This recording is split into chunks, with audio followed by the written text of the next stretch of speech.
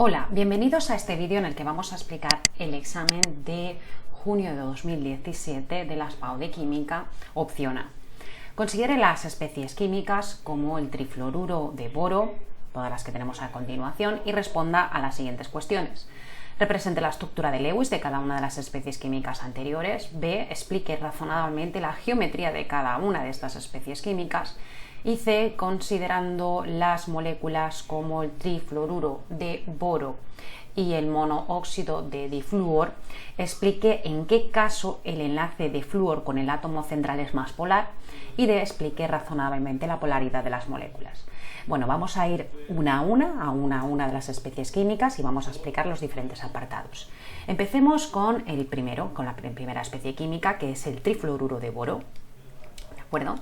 Vamos a hacer la configuración electrónica, ¿de acuerdo? Después, perdón, que he puesto aquí, configuración electrónica. Luego indicaremos el número de electrones de valencia. Indicaremos el número de electrones que siguen la regla del octeto. Entonces aquí tenemos boro, flúor y flúor. En el caso del boro tiene un número atómico de 5, su configuración sería 1s2, 2s2, 2p1 y el número de electrones de valencia serían 3, octeto serían 8. Perdón, aquí hay 3 flúor. El flúor tiene un número atómico de 9, esto sería 1s2, 2s2, 2p5, ¿de acuerdo? Aquí habría 7 porque se trataría de un halógeno y el número de electrones 8. Entonces 7, 7, 8 y 8. Entonces vamos a proceder al cálculo. Esto sería 8 por 4, que serían 32, ¿de acuerdo? Aquí sería 7 por 3 más 3 nos daría 24. El número de electrones compartidos es igual al número de electrones de octeto menos el número de electrones de valencia. Entonces octetos son 32 y de valencia son 24. Entonces 32 menos 24, esto nos da 8. 8 lo dividimos entre 2, nos da 4 pares enlazantes. El número de electrones solitarios sería igual al número de electrones de valencia menos el número de electrones compartidos. Valencia son 24, compartidos son 8. Entonces obtenemos que 24 menos 8, esto es igual a 16. ¿De acuerdo? 16 lo dividimos entre 2, obtenemos 8 pares solitarios. ¿De acuerdo? Muy bien. Bueno, aquí fijaros que tenemos un pequeño problema. No nos coincide las covalencias con lo que hemos calculado de aquí de par enlazante y par solitario. ¿Por qué? Bueno, aquí tenemos que el boro tiene una covalencia de 3, ¿de acuerdo? Y luego si vemos el flúor, ¿vale? La covalencia de 3 del boro es que se genera un octeto electrónico incompleto. Y luego en el flúor tenemos 1, 2, 3, 4, 5, 6, 7, ¿vale? 7 electrones de valencia, ¿de acuerdo? Y esto hace que, esto básicamente es que la configuración electrónica de la capa de valencia del boro, que es el átomo central, pues como veis que la configuración es 2s2, 2p1, entonces promocionando un electrón desde el orbital 2s al 2p para adquirir la covalencia 3, ¿vale? Mientras que el flúor con una configuración electrónica en su última capa de 2s2, 2p5 presenta una covalencia de tipo 1, ¿vale? Bueno, en la molécula lo que vemos es que el átomo de boro posee un octeto electrónico incompleto. Hay 3 pares de electrones en vez de 4. ¿Esto a qué es debido? Pues esto es debido a que hay incumplimientos en la regla del octeto. Los incumplimientos suelen ser en moléculas impares, por defecto moléculas, por ejemplo, hipovalentes, o por exceso moléculas hipervalentes. La regla del octeto suelen cumplirla los átomos del segundo periodo, pero los átomos del tercer periodo y superiores presentan bastantes casos de incumplimientos. En este caso, esta molécula, el incumplimiento que tiene es que es una molécula hipovalente, es decir, el octeto está incompleto, ¿vale? Y en realidad no tenemos 4 pares enlazantes si no tenemos 3 pares enlazantes. Entonces el Lewis de la molécula sería boro, flúor, flúor, ¿de acuerdo? Y pares enlazantes serían realmente 1, 2, 3, pares solitarios, perdón, pares enlazantes 3, ¿vale? Pero pares solitarios sería 1, 2, 3, 4, 5, 6, 7, 8, 9. Es decir, un par de aquí tendría que ir aquí, ¿de acuerdo? Esto suele pasar, como viene comentado, en aquellas moléculas, por ejemplo, hipovalentes, en aquellas moléculas, por ejemplo, que sean hipervalentes. Por ejemplo, en el caso del trifluoruro de boro, que también es un ácido de Lewis, ¿vale? Pues pasa esto, que es un octeto incompleto y es una molécula hipovalente. En cuanto a la geometría de esa molécula, pues tenemos que decir que según la teoría de repulsión de pares de electrones de valencia, los pares de electrones compartidos y libres para conseguir la menor repulsión entre ellos se orientan alejándose lo más posible entre ellos dependiendo de la orientación de la geometría de la molécula. En nuestro caso, esta molécula tiene una geometría donde el átomo central le acompañan 3 elementos y el átomo central tiene 0 pares solitarios. Al tener 0 pares solitarios, ¿esto qué da lugar? Pues esto da a una geometría triangular plana. ¿Vale? Entonces la geometría sería triangular plana. Bueno, fijaros que también nos piden que expliquemos, por ejemplo, que hablemos también de la polaridad, ¿de acuerdo? Si el trifluoruro de boro es polar y que luego, considerando estas dos moléculas, en el C, bueno, que esto lo podemos hacer al final, el C lo voy a hacer al final, ¿vale? Luego explico el C, ¿vale? Por ejemplo, esto aquí tendríamos que decir que aquí, por ejemplo, al tener una geometría de tipo triangular plana, lo que va a pasar es que los momentos dipolares se van a anular, ¿de acuerdo? Entonces, ¿qué pasa? Que la geometría del momento dipolar resultante que se va a generar en el trifluoruro de boro va a ser nula, por lo tanto va a dar lugar a una molécula apolar, Entonces esto también tenemos que decir que esto es apolar, ¿vale? Si nosotros hiciéramos la suma vectorial de los momentos dipolares del enlace, será 0, ¿vale? Y esto daría lugar a una molécula de tipo polar. Es decir, fijaros aquí, los momentos dipolares, ¿de acuerdo? Se anularían, entonces daría lugar a una molécula apolar. Muy bien. Ahora vamos al ion que tenemos a continuación. Voy a borrar esto. No lo voy a borrar todo porque aquí tenemos 4 átomos de flúor, es muy parecida a la molécula, aunque sea un anión, ¿vale? Voy a borrar esto, ¿vale? Y reciclar el otro. Por ejemplo, aquí tenemos un anión que es el tetrafluoruro de boro, ¿vale? Entonces aquí tenemos otro flúor más, la configuración la voy a aprovechar, la del boro, la del flúor. Aquí tendríamos 7 y 8 más, ¿vale? Y sumamos. Entonces esto sería 8 por 1, 2, 3, 4, 5, sería 8 por 5, 40. ¿De acuerdo? Y aquí tendríamos 7 por 4 más 3, tendríamos 31. Fijaros que esto es un anión, eso significa que se le ha sumado un electrón, por lo tanto de valencias tengo 32.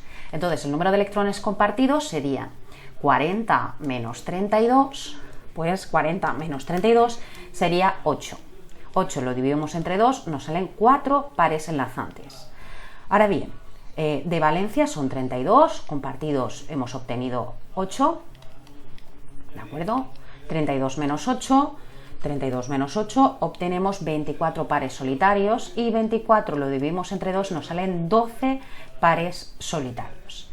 Bueno, entonces aquí lo que tenemos que decir es que primero vamos a hacer el Lewis de esta molécula, ¿vale? Aquí nos salen que hay 4 pares enlazantes, el átomo central sería el boro.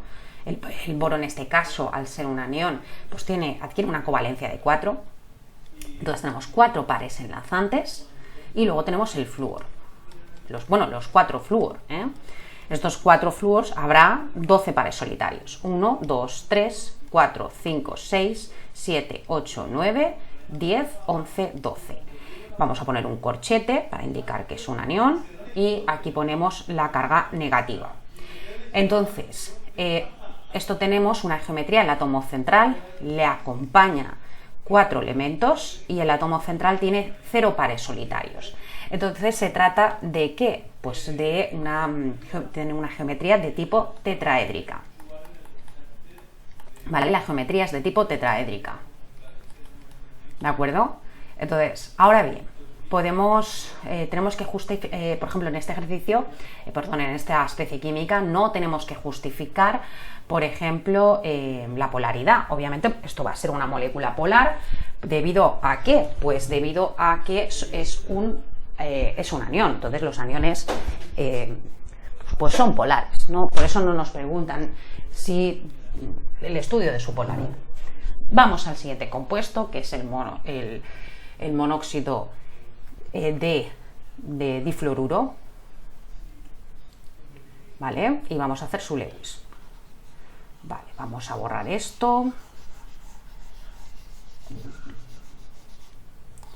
Borramos esto y esto.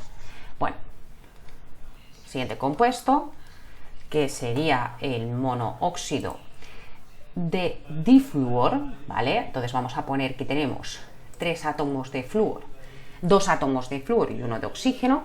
Aquí tenemos oxígeno mismo. Vamos a hacer la configuración electrónica del oxígeno, que sería 1s2, 2s2, 2p4. Y el flúor, que es 1s2, 2s2, 2p5. Como hay 2 flúors, pues esto se repite. Entonces, número de electrones de valencia son 6, aquí serán 7, 7 y octeto 8, 8 y 8. Bueno, pues vamos a 8 más 8 más 8, esto serían 24, 8 por 3, 24, y 7 más 7 más 6, pues serían 20. Entonces el número de electrones compartidos serían 24 menos 20, que esto es igual a 4, 4 lo dividimos entre 2, nos salen 2 pares enlazantes, ¿de acuerdo? Y el número de electrones solitarios, pues serían los electrones de valencia, que son 20, menos 4, que son 16. 16 dividido entre 2, esto es 8. Y esta sería el Lewis de la estructura definitiva. Ahora bien, en cuanto a la geometría, pues el átomo central le acompañan 2 elementos y el átomo central tiene 2 pares solitarios. Y esto presenta una geometría de tipo angular. ¿De acuerdo? Entonces, ahora bien, el momento dipolar. Pues el momento dipolar vamos a ver que es distinto de cero, porque en el caso de esta molécula, ¿vale? Si tenemos que comentar su polaridad. Bueno, ¿nos piden que comentemos la polaridad de esta molécula? Sí, tenemos que comentar la polaridad de dicha molécula. Bueno, pues esta es una molécula polar. ¿Por qué? Porque hay una diferencia de electronegatividad en cuanto, bueno, en realidad tenemos momentos dipolares, tenemos enlaces oxígeno-flúor, ¿vale? Que presentan diferente electronegatividad, tienen electronegatividades, es cierto que tienen electronegatividades muy parecidas, ¿de acuerdo? Pero como hay pares no enlazantes, sobre todo en el átomo del oxígeno, esos pares no enlazantes van a provocar que la molécula sea polar. Entonces, el momento dipolar total, ¿vale? Va a ser distinto de cero y será una molécula polar, ¿vale? Entonces será una molécula polar. Muy bien. Vamos al siguiente compuesto, que es el carbonilo del difluor. Bueno, vamos a borrar esto. Entonces, esto sería, ¿vale? Entonces tenemos 2 de flúor, 1 de carbono y 1 de oxígeno. Bueno, voy a ponerlo un poquito mejor. Tenemos aquí 2 de flúor, carbono y oxígeno. Y entonces el flúor, la configuración electrónica que tiene, pues hemos dicho que el número atómico es 9, y su configuración electrónica, que ya la hemos hecho antes, que sería 1s2, 2s2, 2p5, ¿vale? Tiene 7 electrones en la capa de valencia y 8 pues serían lo del octeto, ¿vale? Entonces aquí sería lo mismo, 7 y 8. El carbono, su configuración es 1s2, 2s2, 2p2, el número de electrones de valencia son 4, aquí pondremos 8, y el oxígeno es 1s2, 2s2, 2p4. Aquí los electrones de valencia son 6 y aquí obviamente del octeto son 8. Entonces aquí tenemos 8 por 4, que serían 8 por 4 serían 32. Espera que he puesto un 1 aquí, 32. ¿Vale? Y nada, 7 más 7 más 4, Esto es igual a 18. Perdón, 7 más 7 más 4, 18, y me falta el 6, que serían 24. Entonces esto sería 32 menos 24. Esto me da que 32 menos 24 es igual a 8. Entonces 8 lo dividimos entre 2, obtenemos 4 pares enlazantes. Ahora bien, el número de electrones de valencia son 24, los compartidos son 8, y 24 menos 8 serían 16. 16, que lo dividimos entre 2, obtenemos 8 pares solitarios. Ahora bien, ahora para hacer el Lewis, pues vemos que el átomo central, pues como no va a ser el carbono, tenemos un carbonilo, ¿de acuerdo? Entonces el carbonilo es el átomo central, hay 4 pares enlazantes, flúor, y pares solitarios hay 8. Entonces pares solitarios son 1, 2, 3, 4, 5, 6, 7, 8. Y esta sería la estructura de Lewis. En cuanto a la geometría, pues el átomo central le acompañan 3 elementos y el átomo central tiene 0 pares solitarios. Entonces es una geometría de tipo triangular plana. Pero ojo, triangular plana, pero que va a ser de tipo polar. ¿Por qué? Porque aunque la molécula es cierto que si analizamos los enlaces entre, por ejemplo, entre el flúor y el carbono, y el enlace entre el carbono y el oxígeno, es verdad que el del flúor de carbono tiene una polaridad mayor que los de carbono-oxígeno, es decir, los enlaces carbonilo, porque por ser mayor la electronegatividad del flúor que la del oxígeno. Entonces esto hace que el momento dipolar total, ¿vale?, sea distinto de 0 y por lo tanto se trate de una molécula polar, ¿de acuerdo? Es decir, que por ejemplo este momento de aquí tenemos este vector aquí, pero tenemos diferente electronegatividad en este enlace de aquí, ¿de acuerdo? Entonces en el caso de esta molécula tenemos que indicar que tiene una geometría, o sea, es decir, que su geometría hace que el momento dipolar resultante junto con su geometría de tipo triangular plana, pero que además tiene diferencias en sus electronegatividades, hace que el momento dipolar resultante sea distinto de 0 y que sea una molécula polar, ¿de acuerdo? Muy bien, vamos a hacer el C, que os he dicho que lo íbamos a hacer más adelante, lo íbamos a hacer al final. Vamos a hacer el C. Bueno, ¿qué nos dice el C? Considerando las moléculas que tenemos ahí, explique en qué caso el enlace del flúor con el átomo central es más polar.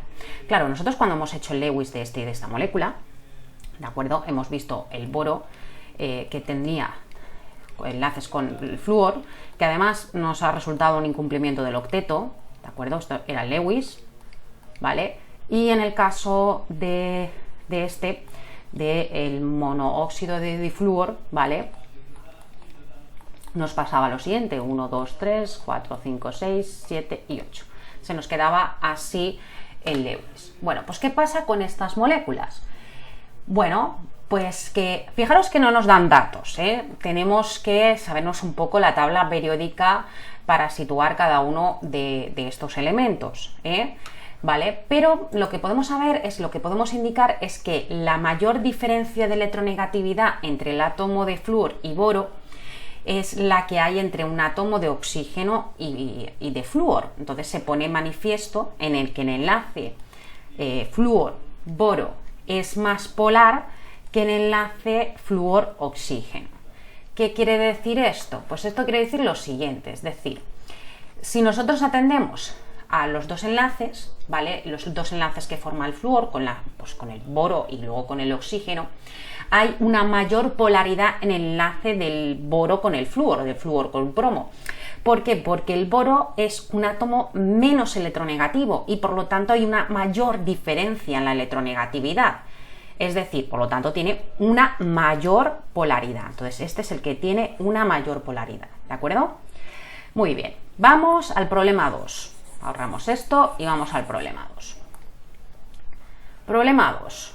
Bueno, este es un problema de cálculo. El carburo de silicio es un que creo que también se le llama carborundo, ¿vale? Es un material empleado en diversas aplicaciones industriales, como por ejemplo para la construcción de componentes que vayan a estar expuestos a temperaturas extremas. Entonces, el carburo de silicio se sintetiza de acuerdo con la siguiente reacción que tenéis ahí, que es una reacción que está ajustada. Y el primer apartado me pide qué cantidad de carburo de silicio se obtendrá a partir de 4,5 gramos de óxido de silicio, cuya riqueza es del 97%. ¿De acuerdo? Entonces, aquí lo que tenemos que calcular primero es que esto es el típico ejercicio de estequiometría, ¿vale? Entonces, lo primero que vamos a calcular es qué cantidad tenemos en moles de carborundo, ¿vale? Entonces, bueno, de óxido de sílice. Realmente el óxido de sílice es arena, ¿eh? Entonces, aquí te dice qué cantidad se obtiene de esto a partir de 4,5 gramos de óxido de sílice, arena, al 97% de pureza. Entonces, el número de moles del óxido de sílice es igual a la masa en gramos partido el peso molar. Entonces, lo que tenemos que calcular es el peso molar del óxido de sílice. Bueno, lo tenemos aquí, lo vamos a calcular aquí mismo, peso molar del óxido de sílice. Fijaros que aquí sería 28 más 16 por 2, esto sería 60 gramos partido mol, ¿vale? Entonces la masa en gramos sería 4,5, que no son puros, está el 97% de pureza, entonces sería, ¿cuánto? 4,5 gramos por 97 partido 100 partido por el peso molar, que es 60 gramos partido mol, ¿vale? Entonces 4,5 por 0,97 partido 60, obtenemos que el número de moles es igual a 0,07275 moles. ¿De acuerdo? Ahora bien, ya tenemos los moles de esto, vamos a hacer la relación. La reacción está ajustada. Aquí vemos que los moles de óxido de sílice son los mismos moles de carburo de sílice. Entonces los moles de carburo de sílice son justo los que hemos calculado, que sería 0,07275 mol. Entonces la masa que se forma de carborundo, de carburo de sílice, la masa en gramos, será igual al número de moles por el peso molar del carborundo.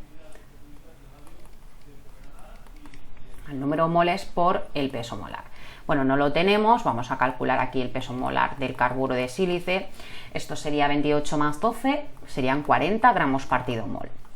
Bueno, pues nada, esto sería 0,07275 mol, lo multiplicamos por 40 gramos partido mol. Entonces sería por 40 gramos partido mol, obtenemos que la cantidad obtenida de carburo de sílice es de 2,91 gramos de carburo de sílice, ¿vale? Entonces este sería el resultado del apartado A.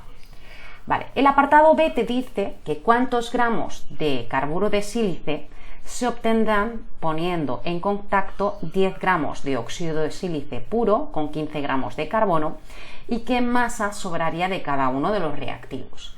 Bueno, pues este ejercicio es el típico ejercicio de reactivo limitante, ¿de acuerdo? Esto es lo mismo que os digo siempre, podéis resolverlo del método que vosotros queráis. Yo lo voy a resolver porque me gusta más el método que consiste en el cálculo de la cantidad esperada de producto en función de cada reactivo.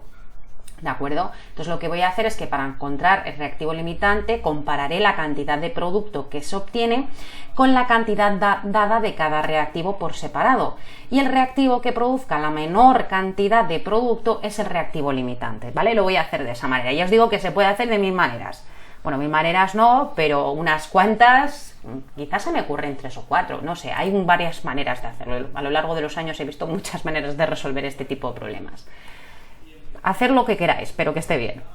Vale, entonces aquí tenemos 10 gramos de puros de óxido de sílice y 15 gramos de carbono, que en realidad es el grafito, es carbón. Esto es en realidad una reacción, se produce en un alto horno. ¿Y qué masa sobraría de cada uno de los reactivos? Obviamente el limitante no va a sobrar nada y el que está en exceso pues sobrará una cierta cantidad. Entonces vamos a calcular la cantidad de carborundo o de carburo de sílice. Entonces vamos a partir del supuesto de que el reactivo limitante fuera el óxido de sílice, ¿de acuerdo? Entonces lo que vamos a hacer es que vamos a calcular los moles de óxido de sílice, ¿de acuerdo? Y vamos a hacer la relación esticométrica con el carborundo, que en realidad la relación es 1:1, ¿vale? Entonces esto sería pues 10 gramos, ¿de acuerdo? Que son puros, dividido entre 60 gramos partido mol, y obtenemos que el número de moles de 10 partido 60, pues esto será igual a 0,167 moles. Vale, la relación, pues los moles de óxido de sílice son los mismos moles que de carburo de sílice, son los mismos moles, 0,167, ¿de acuerdo? Entonces la masa en gramos que se forma de carburo de sílice es igual al número de moles por el peso molar, que bien hemos dicho que era 40 gramos partido mol. Entonces 0,167 moles lo multiplicamos por 40 gramos partido mol, que es el peso molar. Entonces lo multiplicamos por 40 y obtenemos que esto es igual a 6,67 gramos de carburo de sílice. Vale. Vamos a pensar que el reactivo limitante fuera el carbono, ¿de acuerdo? Y tenemos 15 gramos de carbono. Entonces vamos a calcular los moles de carbono, que son 15 gramos que dividimos por la masa atómica, que son 12 gramos partido mol, ¿vale? Entonces nada, 15 partido 12, obtenemos que esto es igual a 1,25 moles. Ese 1,25 moles, hacemos la relación, los moles de carbono dividido entre 3 es igual a los moles de carburo de sílice dividido entre 1, no pongo nada. Entonces los moles de carburo de sílice, aquí es igual a los moles de carbono dividido entre 2, es decir, 1,25 moles, que lo dividimos entre 3, no entre 2, y obtenemos que esto es igual a 0,4167, 0,4167 moles. Ahora bien, la masa en gramos de carburo de sílice será igual al número de moles por el peso molar, entonces esto será 0,4167 mol por 40 gramos partido mol. Entonces la masa obtenida es igual a 16,67 gramos. ¿De acuerdo? Bueno, entonces fijaros que la metodología que hemos utilizado, aquí lo que hacemos es, hemos calculado la cantidad esperada de producto en función de cada reactivo, ¿de acuerdo? Y para comparar, pues debemos comparar la cantidad de producto que se obtiene con la cantidad dado de reactivo por separado. Entonces el reactivo que produzca una menor cantidad, en este caso es este, ¿vale? Es el reactivo limitante. Entonces el reactivo limitante es el óxido de sílice. Entonces de óxido de sílice pues no sobra nada, ¿vale? De óxido de sílice tenemos que decir que de óxido de sílice no va a sobrar absolutamente nada, porque el carburo de sílice es, el óxido de sílice es el reactivo limitante. Entonces de ahí no va a sobrar nada, ¿de acuerdo? No va a sobrar nada de óxido de sílice. Pues voy a poner aquí, no sobra, reacciona también, para decir que no sobra, que queda un poco mal, podremos decir que el óxido de sílice reacciona completamente, ¿no?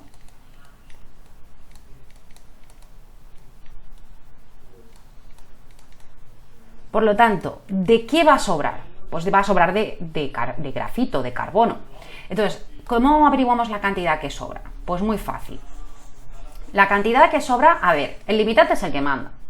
Entonces, a partir de la cantidad del limitante, que en este caso es el óxido de sílice, voy a calcular estequiométricamente la cantidad de carbono que se consume en la reacción.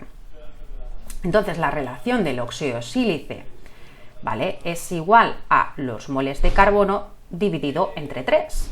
Entonces, los moles de carbono que consume esta reacción serán 3 por los moles de óxido de sílice. Y si os dais cuenta, los moles de óxido de sílice los tenemos calculados. Sería 0,167 por 3, 3 por 0,167.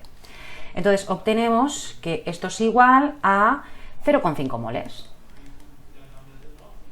¿De acuerdo? 0,5 moles. Ahora bien, esto es lo que se llega a consumir. Entonces voy a calcular la masa en gramos consumida de carbono, ¿de acuerdo?, que consume la reacción. Entonces esto será igual al número de moles, en este caso por la masa atómica. Entonces sería 0,5 moles por 12 gramos partido mol. Entonces la cantidad de grafito o la cantidad de carbono que se consume son 6 gramos, ¿vale? Es decir, 0,5 por 12 son 6 gramos. 6 gramos la reacción consume de carbono. Entonces, de carbono. Entonces, si yo he aportado 5 y he consumido 6, pues ¿cuántos gramos sobran? Pues sobran 9 gramos, sobran de carbono, ¿vale? Entonces, estos 9 gramos son los que sobran, ¿de acuerdo? Entonces, claro, nosotros a identificar que el reactivo limitante es el óxido de sílice, ¿vale? Reaccionan completamente los 10 gramos de óxido de sílice puro, ¿vale? Y necesitamos consumir 6 gramos de carbono en la reacción. Como tenemos más carbono, tenemos 15 gramos, pues 15 menos 6 nos sobrarán o quedarán 9 gramos de carbono sin reaccionar, ¿de acuerdo? Y esto sería la respuesta del apartado B. Muy bien, vamos a la siguiente cuestión, cuestión 3. Borramos la pizarra y vamos a la cuestión número 3. Cuestión 3. Teniendo en cuenta los potenciales estándar de reducción que se dan al final del enunciado, responda razonadamente. ¿Cuál es la especie oxidante más fuerte y cuál es la especie reductora más fuerte? La especie oxidante más fuerte es la que tiene mayor tendencia a reducirse, es decir, la que presenta un mayor potencial estándar de reducción. En este caso es el cloro, es el que es el oxidante más fuerte. Recordar una técnica nomotécnica. Un agente oxidante es un mangante y un agente reductor es un perdedor. Un agente oxidante está en una reacción de reducción y un agente reductor está en una reacción de oxidación.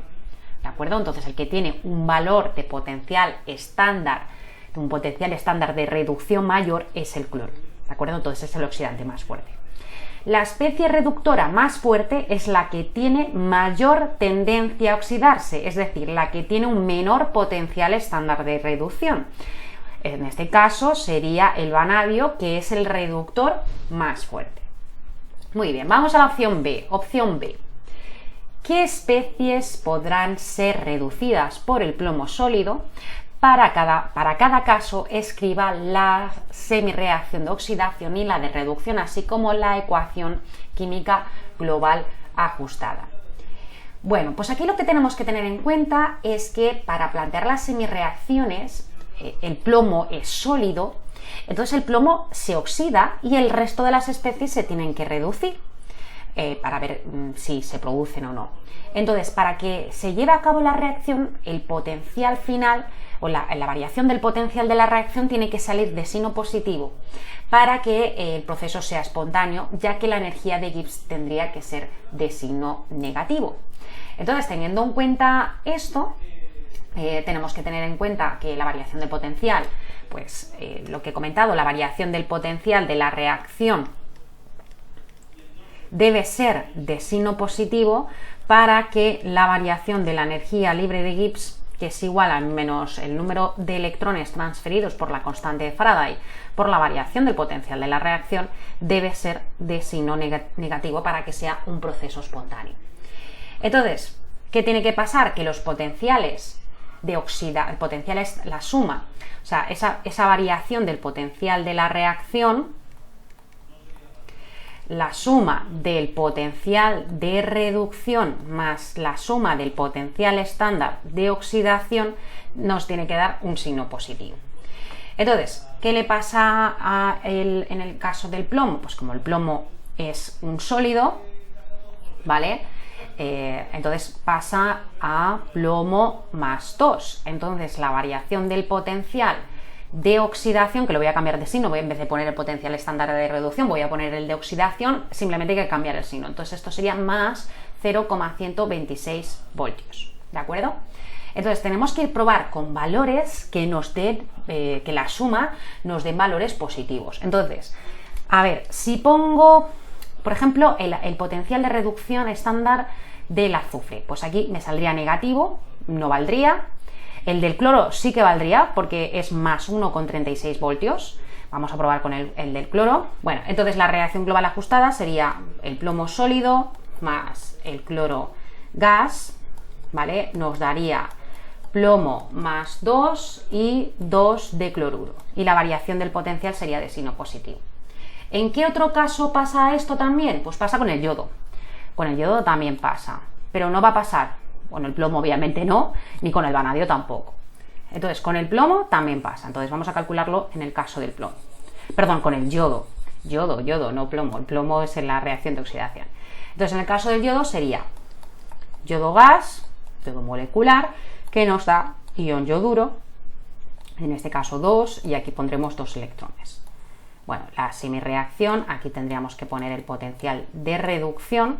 El potencial de reducción aquí sería de 0 más 0,535. Y esto me daría igual que la variación del potencial de la reacción es igual a más 0,661 voltios.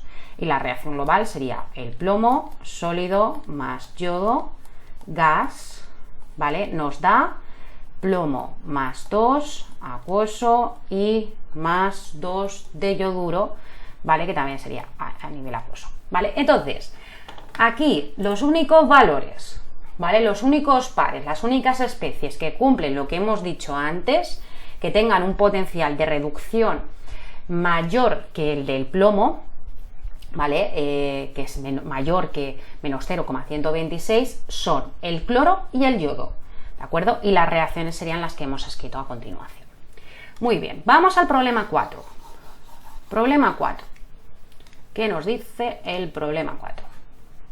El problema 4 es de ácido-base, ¿vale? Aquí en este problema tenemos, en el laboratorio te dicen que se tienen 2 matraces, uno contiene 20 mililitros de una disolución de ácido nítrico, 0,02 molar, y otro conteniendo 20 mililitros de ácido fórmico de concentración inicial 0,05 molar. Y te pide que calcules el pH de las 2 disoluciones. Bueno, pues aquí lo que tenemos que tener en cuenta es que, en primer lugar, no nos proporcionan la K-A del ácido nítrico. ¿Eso por qué? Porque el ácido nítrico es un ácido fuerte que se disocia completamente.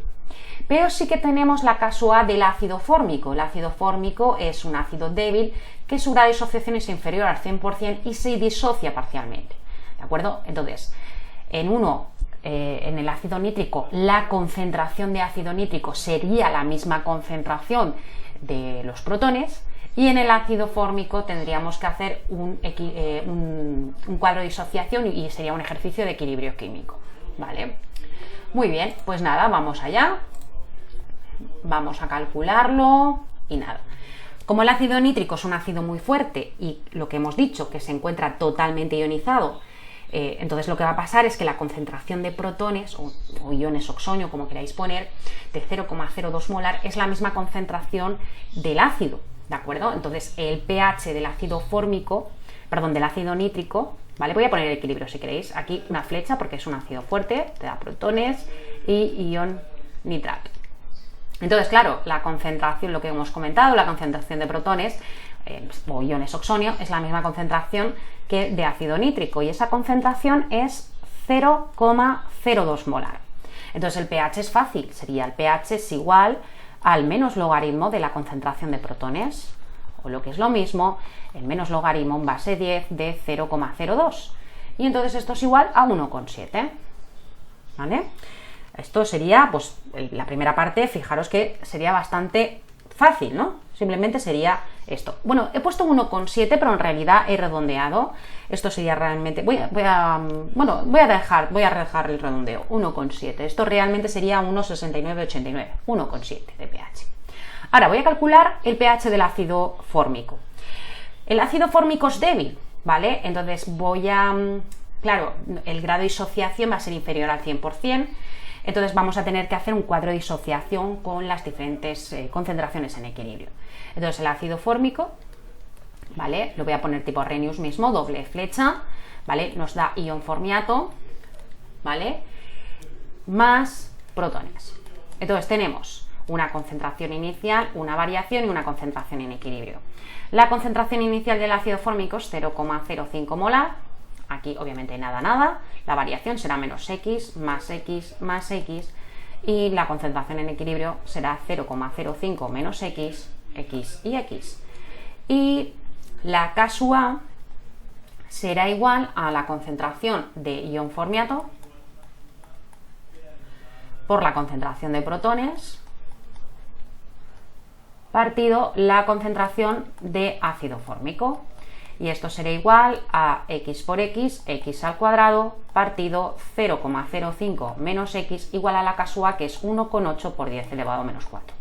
Bueno, os tengo que decir que aquí no vamos a hacer aproximaciones, porque la K sub A no es más baja. Si la K sub A fuera un valor inferior a 1 por 10 elevado a menos 5, podría hacer una aproximación, pero en este caso voy a hacer una ecuación de grado 2, ¿de acuerdo? Muy bien, entonces, aquí tengo que X al cuadrado es igual a 0,05 menos X por 1,8 por 10 elevado a menos 4. Entonces, 1,8 por 10 elevado a menos 4 lo multiplico por 0,05. Y esto es igual a X al cuadrado es igual a 9 por 10 elevado a menos 6 menos 1,8 por 10 elevado a menos 4X. Entonces, X al cuadrado más 1,8 por 10 elevado a menos 4X menos 9 por 10 elevado a menos 6 es igual a 0. Entonces tenemos que resolver una ecuación de grado 2, ¿vale? Podemos utilizar la calculadora, ya os digo que se puede llevar la clase o class with al examen de la SPAO de Valencia, y yo siempre todas estas cosas os recomiendo pues que lo hagáis con la calculadora, que para eso está. Bueno, entonces aquí tenemos dos resultados. X1 nos va a dar 2,91 por 10 elevado a menos 3 mol por litro elevado a menos 1, y X sub 2 nos va a dar un valor negativo, que es menos 3,091 por 10 elevado a menos 3, que lo vamos a despreciar. Entonces, el pH de esta disolución, el pH es igual al menos logaritmo de la concentración de protones. En realidad la concentración de protones, como veis en el cuadro de disociación, es la X, con lo cual menos logaritmo en base 10 de 2,9 por 10 elevado a menos 3, y calculamos el pH. Este pH será igual a 2,9 por 10 elevado a menos 3, vamos a calcularlo, a un pH de 2,537, que voy a redondear a 2,54, ¿vale? Y esto sería el apartado A, ¿de acuerdo? Ya tenemos el pH de las dos disoluciones. Una tiene un pH de 1,7 y la otra tiene un pH de 2,54, ¿vale? El ácido nítrico 1,7 y el ácido fórmico 2,54. Muy bien, vamos al apartado B. Bueno, el apartado B te dice qué volumen de agua habría que añadir para que el pH de las dos disoluciones fuera el mismo. Bueno, pregunta interesante, ¿vale? A ver, el que tiene un pH más alto es el ácido fórmico, ¿vale? Entonces no voy a meterle agua al ácido fórmico, sino que el que tiene el pH más bajo es el ácido nítrico, entonces le voy a meter el agua al ácido nítrico. También interesante meterle el agua al ácido nítrico, ¿por qué? Primero, porque al ácido fórmico no le puedo retirar agua para que baje el pH, pero el ácido nítrico es un ácido fuerte, entonces la misma concentración de protones es la misma concentración del ácido, no tengo problemas de equilibrio, no tengo problemas, no tendría que hacer cuadros de disociación, y además es que tiene toda la lógica del mundo. Yo en el ácido fórmico no puedo retirarle agua para que la concentración de protones aumente y por lo tanto baje el pH. Es más fácil obviamente meterle agua al ácido nítrico para que el pH sea 2,54. Bueno, pues ¿cómo voy a hacer esto? Primero voy a borrar esto, que no lo necesito. Sí que me voy a dejar la concentración de protones, ¿de acuerdo? Porque es el pH que tiene que tener. Vale. Entonces, voy a recurrir, como es un ácido fuerte, voy a recurrir a esta fórmula. La concentración inicial por el volumen inicial es igual a la concentración final por el volumen final. Entonces, el volumen final es el volumen que yo tengo que averiguar, porque tiene que ser la cantidad de agua que tengo que tener al final. Vale, y en el caso del ácido fórmico, a mí me ha servido que la concentración de protones es 2,9 por 10 elevado a menos 3, ¿vale? Entonces eso sería la concentración que tiene que haber al final para que el pH sea el mismo, ¿de acuerdo? Entonces, pero partimos de ácido nítrico. Yo tengo 20 mililitros de ácido nítrico por espera, lo voy a poner por orden, tengo, perdón, 0,02 molar de ácido nítrico y tengo un volumen de 20 mililitros. Al final, para que el pH sea el mismo, la concentración de protones tiene que ser la misma que la del ácido nítrico, es decir, 2,9 por 10 elevado a menos 3, entonces la concentración final es 2,9 por 10 elevado a menos 3, y el volumen final es lo que tengo que averiguar, que en realidad sería el volumen de agua. Entonces sería 0,02 molar por 20 mililitros partido 2,9 por 10 elevado a menos 3 molar. Molar se va y el cálculo lo hacemos, pues como veis, en mililitros. Entonces 0,02 lo multiplicamos por 20 mililitros y lo dividimos entre 2,9 por 10 elevado a menos 3. Y entonces obtenemos que el volumen final es de 137,93 mililitros. ¿Eso qué significa? Eso significa que es el volumen final, pero no la cantidad de agua que yo he añadido. Entonces la cantidad de agua destilada que se han añadido, lo que hay que hacer con estos 137,93 mililitros, hay que restarle los 20 mililitros que ya había de ácido nítrico. Entonces esto sería el volumen final.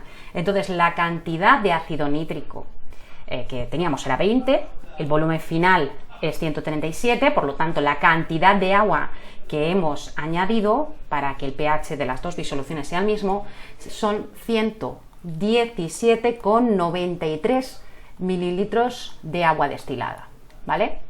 Entonces esto sería la respuesta del apartado B. Muy bien, vamos a la última cuestión, cuestión 5. Cuestión 5. La cuestión 5 es, como veis, de química orgánica. Complete las siguientes reacciones, formule los reactivos, nombre los compuestos orgánicos que se obtienen y indique el tipo de reacción de que se trata en cada caso. Bueno, vamos a la primera reacción, que es el propeno, ¿vale? El propeno sería CH2, doble enlace, CH, CH3, ¿de acuerdo? Aquí tenemos hidrógeno, sería una adicción al doble enlace, una hidrogenación de alquenos, ¿vale? Y esto nos daría lugar a un alcano, ¿vale? Que sería el propano. CH3, CH2, CH3. Entonces esto sería propano. ¿Ok? Muy bien. Vamos a la B. 2-propanol y ácido sulfúrico. El 2-propanol más el ácido sulfúrico se trata de una reacción de deshidratación de un alcohol, ¿vale? Entonces tenemos el 2-propanol, que es CH3, CHOH, CH3. Y tenemos un agente deshidratante, que es el ácido sulfúrico, y la deshidratación de alcoholes da alquenos y nos va a dar propeno. ¿De acuerdo? Entonces sería CH3, CH doble enlace, CH2 y, como no, como es una reacción de deshidratación, agua. Muy bien, vamos a la siguiente reacción. Reacción C, etanol y ácido acético.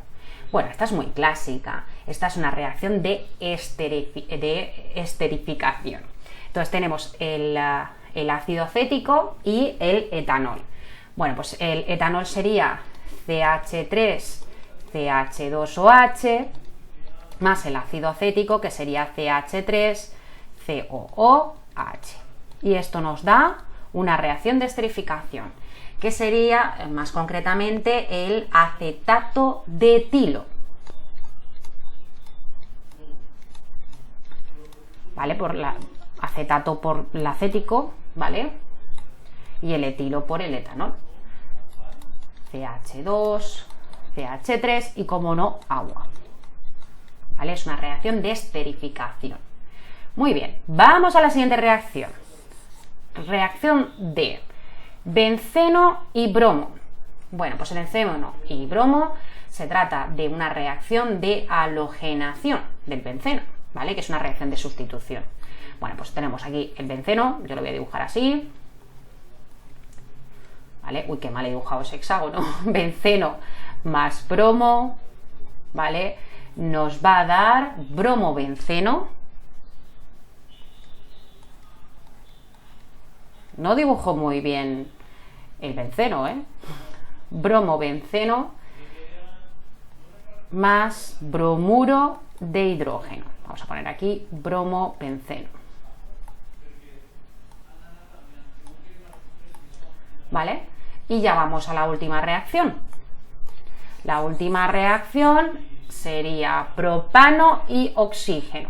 Bueno, este es el más fácil de todos. Esto es una reacción de combustión. Entonces, el propano sería C3H8 más oxígeno, que te va a dar siempre las reacciones de combustión, dióxido de carbono y agua. Y ya está. Bueno, hay que ajustarla. Aquí primero ajustamos los carbonos, aquí pondremos un 3, después ajustamos los hidrógenos, aquí ponemos un 4, y después contamos el número de oxígenos, que sería 3 por 2 son 6, más 4 son 10, y aquí ponemos un 5. ¿De acuerdo? Una reacción de combustión. Bueno, hasta aquí este examen, espero que os haya resultado útil. No olvidéis suscribiros para ver más vídeos de selectividad. Y nada, muchas gracias. Nos vemos en la siguiente. Hasta luego.